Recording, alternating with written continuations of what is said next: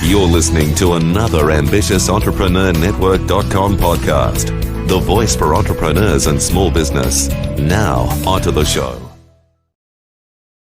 Welcome to Business in Heels podcast, the podcast that inspires and educates women in business globally to succeed. Now over to your host, Anne-Marie Cross. And welcome to another episode of the Business in Heels podcast. I'm your host, Anne-Marie Cross, the podcasting queen. Now, my guest today says self-belief and confidence are muscles that you have to exercise day after day after day. And joining me on today's show is Ludwina Dautovic.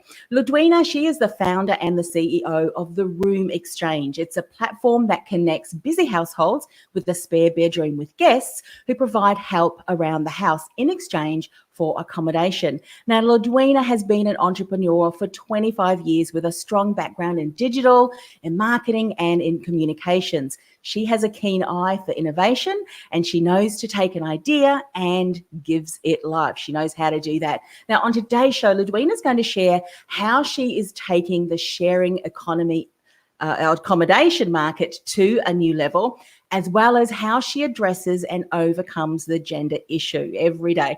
Welcome to the show, Ludwina. Well, thank you, Anne-Marie. It's so good to have the opportunity to have another chat with you. It's been a while, hasn't it? It is. It certainly has. And I love the way that you really are shaking things up, innovating in the sharing economy accommodation market, a mouthful. For people who may not be aware yet what the share economy is, do you want to give a bit of an overview? So just to provide people with what it is. Yeah, well, look, essentially, in my language, it's utilising resources that already exist and sharing them with people who need them. So there's various different ways that that's done. Some people charge a fee for that existing resource. Some, as in our platform, we actually have created a way where people can actually access a resource, being a spare bedroom, with time. So we actually believe it's really the true I guess it's a true concept of sharing, but it has been around for a while, and we've got to thank Big Brother Airbnb, who I think really has paved the way in terms of the sharing economy space, and Uber and other such businesses that have really created the opportunity for businesses like ours to actually come in, and they've educated the market for us. They've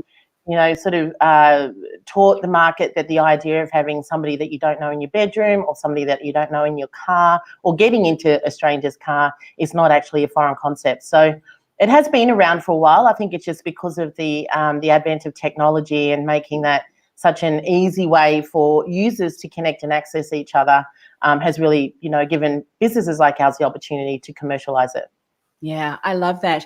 And of course, one of the things that I said in the introduction, which is so true, you know how to take an idea and give it life. I wonder, can you give people who may not have yet heard the story, maybe the one or two people who have not yet caught up on, how did the Room Xchange come to be? Do you want to share that story? Yeah, well, it's one of those, old sayings that you often hear, wow, that was a great idea, you should do it. And many of us have actually done that in our lifetime, come up with an idea and someone said it was a great idea. I have this entrepreneurial antenna that when I hear it once, twice, or three times, I think, yeah, there's definitely something into it. So for me, it's about paying attention to what's going on around you, what people are saying, and also what's happening in the marketplace. So for me, it occurred when my oldest son, who's now 28, left home when he was 22. I cried for a year, as most mothers do when their first children leave home. And then after a year, the tears started to dry up, and I saw his room as a cost centre. And I did what a lot of people do at this point in life, and I listed it on Airbnb, and I really appreciated the opportunity to have a variety of people in my home, different cultures, different lifestyles. I've always been really curious about people, so this gave me an opportunity to connect with people that I wouldn't normally on a day-to-day basis. But what I didn't like was the 4 hours it took me to get the entire house hotel ready. There seems to be a lot of pressure on hosts these days to sort of act more like micro-hoteliers. So I stopped doing that after a year, but the experience is what I loved. And so what happened organically at that point is that my friends of my kids who were traveling wanted to come and stay. They wanted to stay longer. They had limited financial resources and always want people to feel at home. So I just said, look, we're really busy. My husband and I were both running businesses from home. How about you help us out a couple of hours a day, and in exchange we will feed and house you? And that's literally how it started. So fast forward 4 years and about 5 guests later, and 3 of my friends had said it was a great idea. That's how the Room Xchange was born. Yeah. And I love the way that you listen out, you observe, and all of a sudden when you get the validation, you take that idea and then you run with it. Now, often within business, there are obstacles and there's challenges. And of course, we're going to talk about in a moment, addressing and overcoming gender issues, which I'm sure many people may have experienced too. So we'd love to hear some insights in how you're adapting with that. But when you look back, what are some insights that you can share around having an idea, being told that there really is a good idea, and then actually mapping that out and bringing it to life? What are some of the insights you've learned? Would you do anything different? You want to share some insights around that? It'd be valuable for people to listen, or who's watching today. Yeah, well, the thing that comes to mind is the story of Netflix. So I recently read the book by one of the co-founders, Mark Randolph, and he talks about how, the origin idea or the beginning of Netflix was really about, DVD rental by mail. Now, look at who Netflix is and what Netflix is today. Now, they would not have had any idea back then where the industry was leading and how they would need to adapt and pivot along the way. So there are always moments in any business when you look past and you say, yes, I would have done that differently had I known that. Hindsight, it's always beneficial. But I find that at the time of starting something like this, I think our biggest gift is naivety, because it's kind of like having a child. If you really knew what you were in for, you'd probably put it back in. It's just, you sort of have, right? Yeah, you have this naive view about, oh yeah, this will be great, but thankfully it's just a baby when you have it. But then you don't give birth to an 18-year-old, right? So it's kind of like that with business. So you've got to start somewhere. You start with a passionate idea, you start with conviction, you start with some naivety, and then you just get motion and momentum, and that's what ends up leading you into the places that you need to be led into. And I just always say that if you just don't stop, no matter how difficult things might become, or if something's not working, don't stop, just change directions, or look at something different, or get the right advice, or look at what you've done that hasn't worked and then do something different. But the moment that you stop, that to me is the moment that, it ceases to have any life and it ceases to have any energy behind it. Yes, I love that.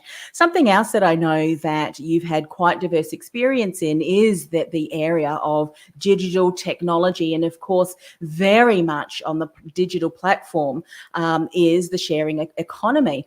And so, you're in an industry which is relatively new, as you said. There have been some key players that have gone before you who have educated the marketplace. But I'm pretty sure, and I'd love you to hear feedback on this, there are instances where you're having a conversation with someone and they've never heard of that concept before. Have you been challenged in that way? And if so, what are some of the things that you've done to help you educate, potential clients, investors, and those sorts of things? Because I'm sure there are other people who are now innovating their industry and they're coming up a lot against challenges because people don't know what they don't know. Yeah. So we often do get compared to, that people say, oh, so is it like Airbnb?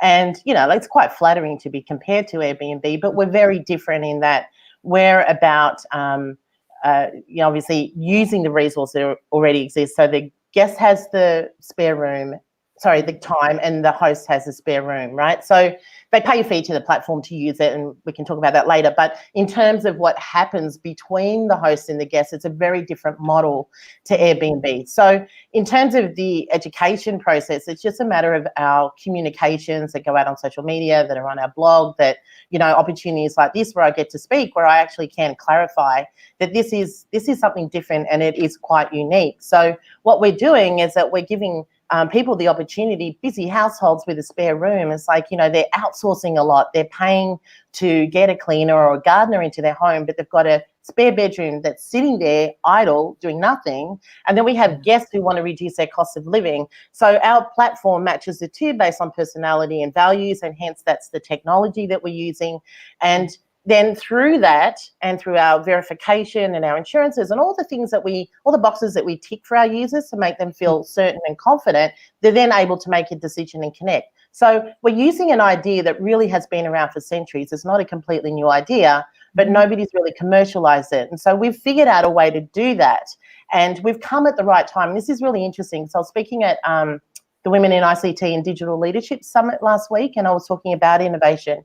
And one of the points that I brought up was timing is absolutely crucial. So if you're too early, you're too early, and if you're too late, you're too late. We came at the right time, because if we had have come before Airbnb did, there's no way that we would have had the resources to be able to educate the market to get us to where we are today. Yeah, brilliant. What are some of the, let's share the screen so people, if you're listening to the actual audio podcast, you need to get online, follow Ludwina. We'll have all of the links on the show notes to be able to do that.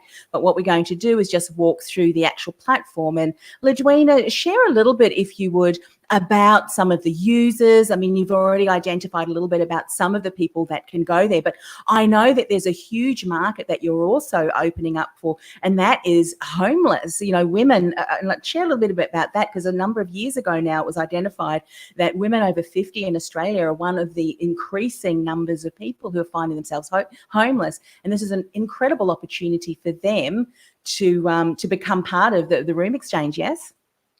Yeah, so Lisa Sweeney, who is one of the founders of Business in Heels, which is this podcast that's about, we've had lots of conversations with her, as with other organisations like Fitted for Work as well, where, the conversation around women over 50 becoming the fastest growing demographic for homelessness in Australia is appalling. So essentially, women who look like me are now the new face of homelessness. And it's really interesting having conversations with people about even the word homeless, because people still have a lot of subconscious biases around it. They have this image in their head of what a homeless person looks like. But what we believe that we can be is a prevention to homelessness. So when people are falling into difficult circumstances, and this is what, say like the Department of Health and Human Services calls low risk. So they have 80,000 people on their wait lists each year, and they can only cater for high risk people. But people who they consider as low risk are just people who've lost a job or their lease is expired, people that just need an interim place to be for a little while. So that's the language that we like to use around it, is that when people need a soft place to land for a little while to get back up on their feet, they can exchange. And the beautiful thing about this is that the whole idea of contribution and helping somebody else gives the guest a lot of value and self-worth in that process. So if they are going through a bit of a challenging time, so if they're going through a divorce, for example, and sometimes it can take 2 to 3 years for settlement to come through. If their children have left home, they're not entitled to childcare support anymore. So all of these issues add up to, a lot of, lack of self-worth and, value at that time in a woman's life. Well, I actually believe they make the most amazing guests. So women, if you're listening to this and you're over 50, you need a soft place to land for a while, please let us know. So that's kind of where, we see that when around your question about the kind of, users that we have on the platform, people have a number of various different reasons why they might want to exchange. For our hosts, they in terms of demographics, they could be busy professionals, singles or coupled. They could be just individual people that, want some additional kind of personal support, or, they could be elderly, they're elderly or empty nesters, in fact, make up the majority of available spare bedrooms within a 30-minute radius from most capital cities. There's a number of different kind of demographics, but for us, the language that we like to use around it is that if you need some help, whether it's short-term or long-term, you can find that help on our platform with somebody who can match the values and personalities of your household, so they can add some colour and life to your home. Now, when we talk short-term, it could be as little as a week, or mid to long-term could be a month or longer. And we've had some guests and hosts who have exchanged for up to a year. Yeah. So it just depends. It's based on a need. What's your need in terms of your household? Let me just paint a picture. So, you might have so for me recently, in the last year, I've lost a lot of weight. So I have a whole wardrobe of clothes that I need to sell. I had somebody come into my home just for a couple of weeks as a guest and they photographed the clothes. They listed it on Facebook Marketplace, and that just made the process so easy for me. And they added a lot of life and colour to my home at the same time. Yes. And then last week, Anne-Marie, I was actually a guest with a host in Albert Park, and that was a really wonderful experience. Can I tell you about that one? Yeah, go ahead. Yeah, so I had their speaking gig at MSEC, and then I also had another one on Friday, and I live in Point Cook. So instead of travelling to and from, I stayed with one of our hosts, Tiffany, and she just lives in Albert Park. So it's only a 10-minute tram ride into the city. So it was so easy to do. And the whole week that I was there, she and I, all we did was just talk about each other's businesses. That we brainstormed. I've, introduced her to a bunch of people that can help her with her business development, and she's done the same for me. And that exchange of knowledge is also an incredibly valuable asset that people can actually utilize in an exchange. Yeah, it's one of those ideas or one of those things that when you start hearing examples that you're sharing, all of a sudden you can start thinking, oh, that's fantastic, and this idea and that idea. Now, I noticed when we were sharing the website, and you also mentioned this as well, verification is done. Share a little bit more about that, because I know that addresses some of the concerns that may come up for people. So what is the verification process? Yeah, so we've had to find a balance in between not making it too difficult for people to connect, and also making it difficult for people who might be ill-intentioned, right? So finding the balance between the two is actually really quite interesting. So what we've done is that we ask our guests and hosts to jump through just a couple of hoops, and that is to ensure that we don't get problematic people on the platform. So that is, make sure that you provide your date of birth, your mobile phone number, etc., when you initially register, and then that needs to match your photo ID, so your driver's license or your passport, which is a second stage of verification when you apply for a digital ID. So we've partnered with Australia Post, and they're very well respected in this country, and they have a technology called digital ID. We've integrated that through an API, sorry for the jargon, in the back end of our technology. So when you get to the stage when you're verifying who you are, a window will pop up. It'll just ask you which ID number do you want to use, and as long as it matches the information that you've put in your registration process, then you'll be verified. So, we've done everything that's pretty standard today, plus a little bit more. And we also have $5 million public liability insurance policy that's backed by Chubb. We have customer care support. Anybody literally can book a call with any of our customer care team. And any correspondence that they get, there's just a link that they can do that. So we've done as much as we can within the resources that we have to give people as much comfort as they need. And then from there, it's just a matter of looking at the profiles, having a conversation with the person that you want to exchange with, which we actually encourage to swap phone numbers and to connect, directly with them before you make a decision, if that helps you out.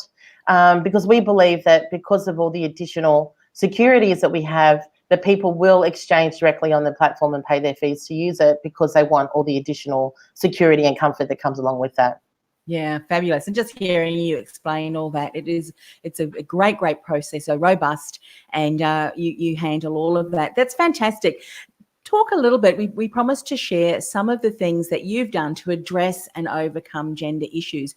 Typically, the industry that you're in is very male-dominated, although there's some incredible women such as yourself in that particular industry. What advice, what insights can you share today if we've got other women in business who are perhaps going up against some of the challenges that you've been able to overcome? So this is a delicate one.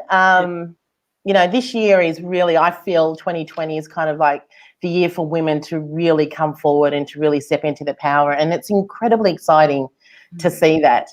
And I'm 53, so I'm stating my age just to give people some context in terms of, generational subconscious biases as well, because the industry, particularly in terms of, investment, capital raising and investment, is still quite traditional in terms of older people.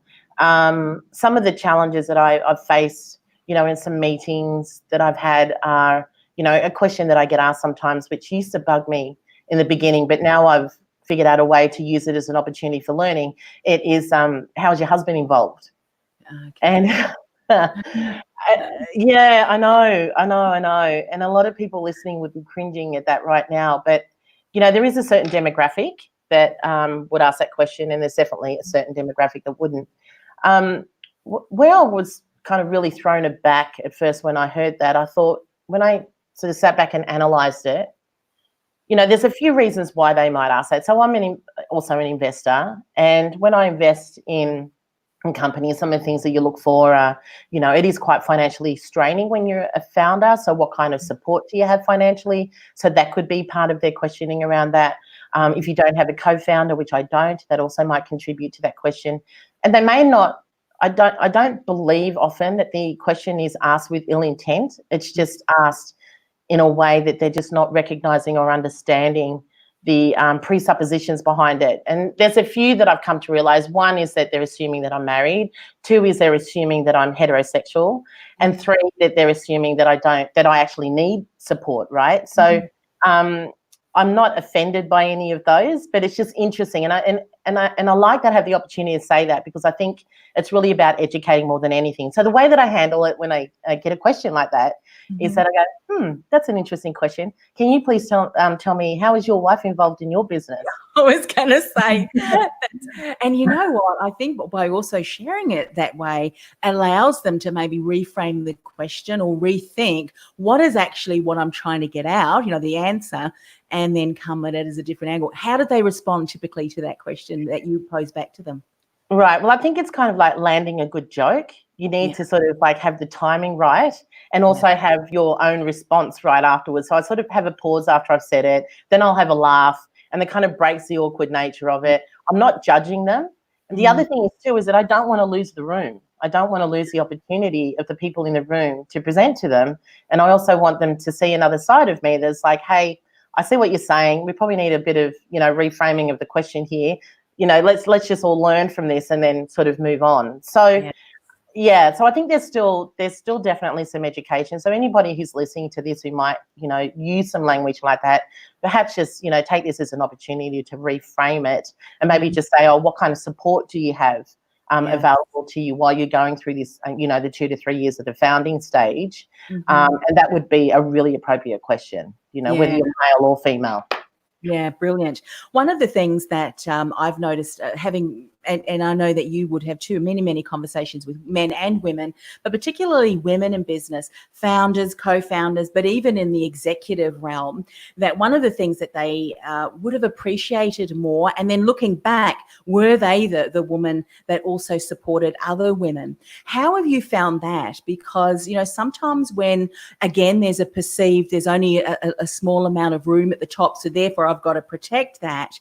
What can we perhaps do as women to be able to support other women who are up and coming, introducing each other to each other's networks? We tend to be very, well, from what I'm hearing, the feedback, sometimes close-knit, very careful about that, almost to the point where we're preventing others from stepping forward. What have you found? Have you found that? And if so, what are some insights that you might be able to share around what could have been really helpful as you've, had those conversations and interactions with people? So firstly, I just want to make it clear, I've never had a day job, so I haven't actually experienced the challenges that women in the corporate sector face, so I can't really talk to that.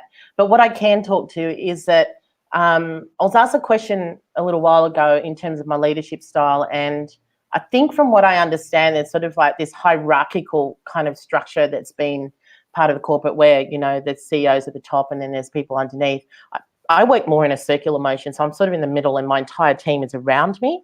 Yes. And I can't do or act as I need to without all of them with me. Doesn't matter what their gender is or what their role is, I need them all.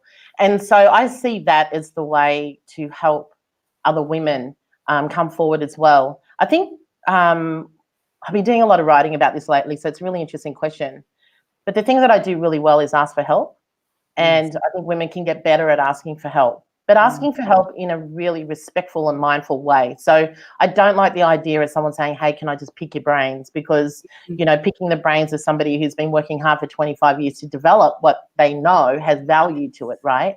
But I think that you can, there is a way to connect with people in an authentic way. You can support and help first. And this is something that I do. I'll share content. I'll add value to a person's life first before I actually ask them for something in return.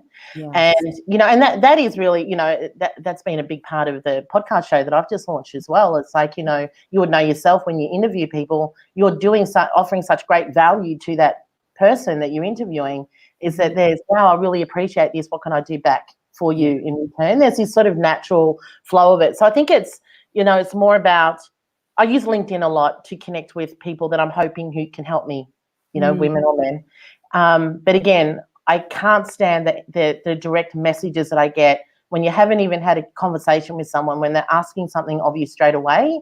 It's sort of like, you know, we haven't even had a good first date yet. Can we just sort of, you know, connect first before you're actually throwing yourself at me? And so that's the approach that I'd recommend. So be of value and of service to somebody first, but then ask for help. And people generally will want to help. And as long as you can respect their time and respect the value of what they're offering you. And it could even be, you know, look, I don't have money right now, for example, to pay for advice or mentoring, but I can do A, B, and C for you. Even just offering that. And most of the time it doesn't even matter. Like, you know, I had a couple of calls yesterday with women in business that, you know, they just said, oh, I'm really stuck on something. Can you help me, please? And I just gave them a half an hour and didn't ask for anything, was happy to help, because it circulates around, it comes back around again. So it's just sort of a bit of a balance of it. And the other thing is too, Anne-Marie, is that be mindful of who you're asking help from, because the help needs to come from somebody in a way who can directly help you and meet you where you're at.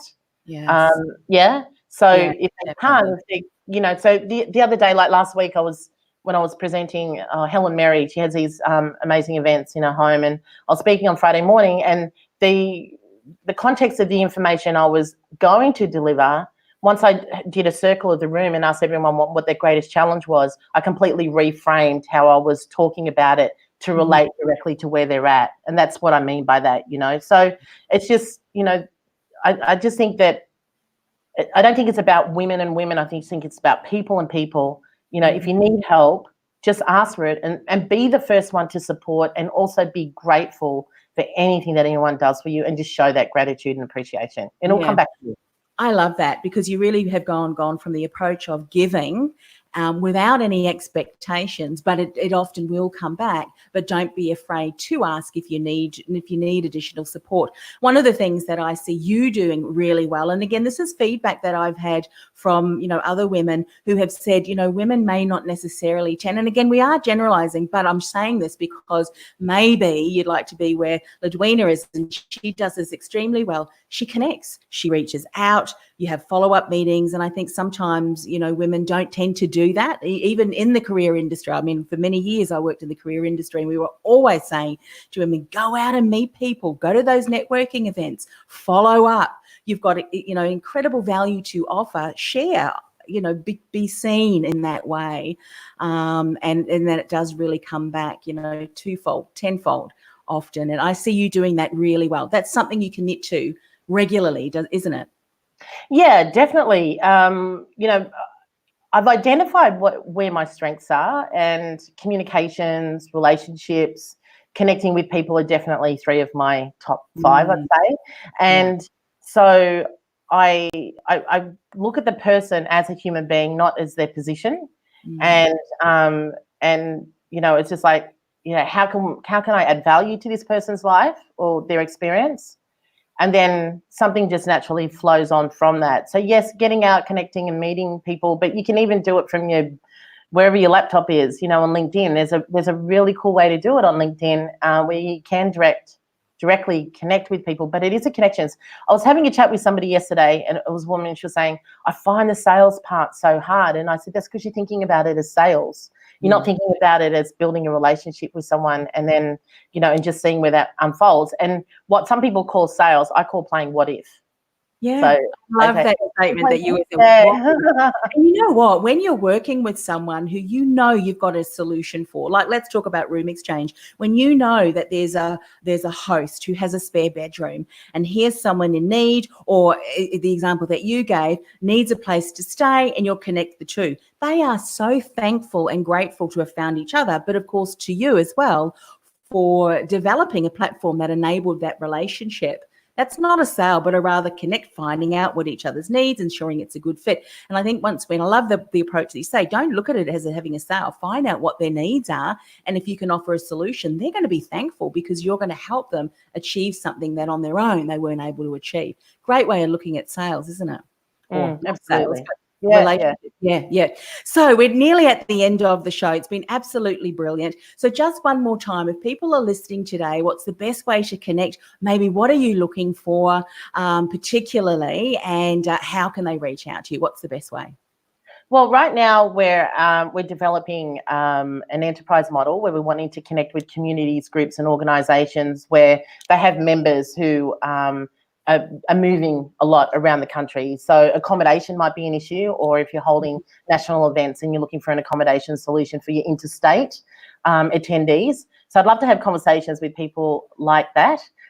We're creating private portals on our platform for these specific organisations. I can talk to that more when they contact.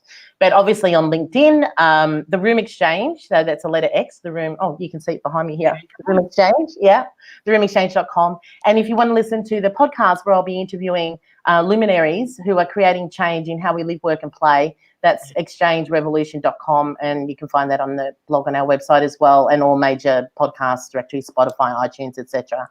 But really love to have a conversation and play what if you think that you might be an ideal partner for the Room Xchange, or if there's a way that the Room Xchange can solve a problem for your organisation or group, then please get in contact with us. Yeah, and just for those of you who have not caught on to the live streaming or the video and you're listening by audio, that is the Room X, the letter X, change.com. That Room X, the letter X, change.com. Thanks once again for coming on the show, Ludwina. It's always great to connect. You're always up to some great stuff, and for sharing your story. You're certainly making an impact in the lives of many people through this innovation, the sharing economy accommodation market in the Room Xchange. So thanks once again for coming on the show. Thanks, Anne-Marie, for having me.